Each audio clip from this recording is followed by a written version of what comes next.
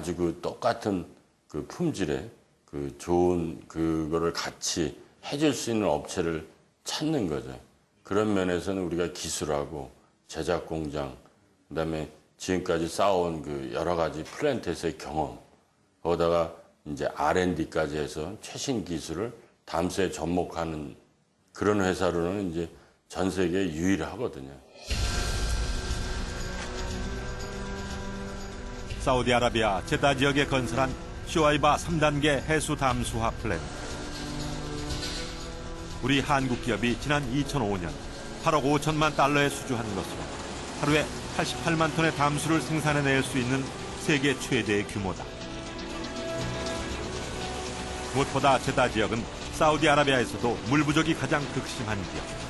이 담수 플랜트가 건설되면 하루에 77만여 명이 쓸 수 있는 물이 생산되기 때문에 이 지역의 물 부족도 해결되게 됩니다.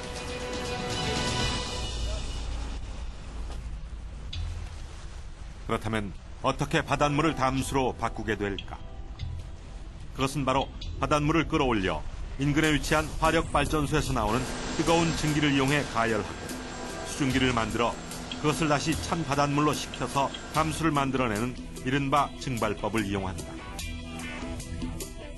무엇보다 이 증발식 담수 플랜트의 세계 점유율 1위를 유지하고 있는 것은 한국 기업.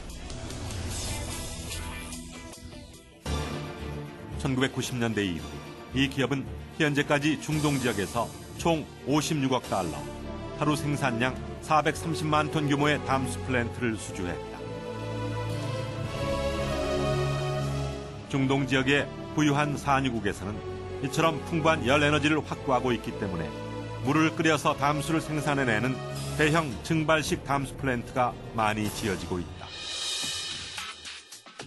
널리 쓰이는 해수 담수화 플랜트의 종류에는 이처럼 열 에너지를 이용해 여러 단계로 바닷물을 끓여 수증기를 만들어 담수를 생산하는 MSF 방식과 튜브에 스팀을 통과시키고 튜브 표면에 바닷물을 분사해 그 수증기로 담수를 만드는 MED 방식, 그리고 바닷물에 압력을 가해 반투막을 통과시켜 담수가 되는 역삼투압 방식이 대표적인 담수 기술이다.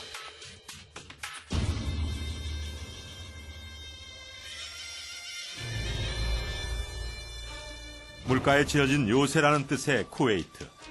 걸프만을 끼고 있는 이 사막의 작은 부족 국가는 석유 산업을 기반으로 급속히 근대화됐다.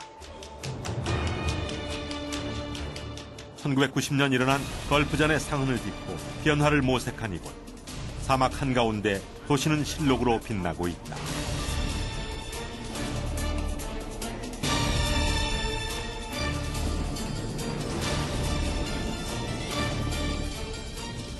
취재진은 쿠웨이트시에서 북쪽으로 걸프만을 끼고 사막을 달려 한국 기업이 건설한 사비아 담수 플랜트를 찾아가 보았다. 지난 2004년 쿠웨이트 에너지성으로부터 3억 7천만 달러에 수주한 이 플랜트는 이후 3차 설비 단계를 거쳐 지난 2007년에 준공됐다. 쿠웨이트는 한국 기업에 있어 기회의 땅이다.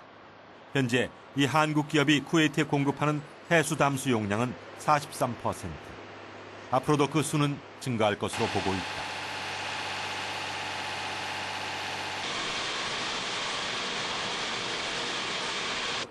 The total capacity is 100 million per gallon per day. Okay, it's supplying more than 1 million person in Kuwait.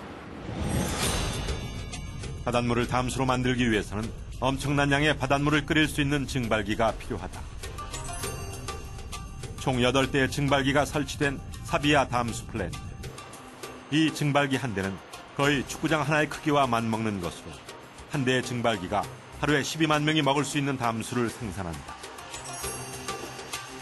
무엇보다 우리가 세계 우위의 경쟁력을 갖춘 방식은 증발식인 MSF 담수 플랜트 기술이다. 꼬불꼬불하게 이어진 관을 통해 바닷물을 흘려보내면서 열을 가하고 수증기를 발생시켜 물을 얻어내는 것이다.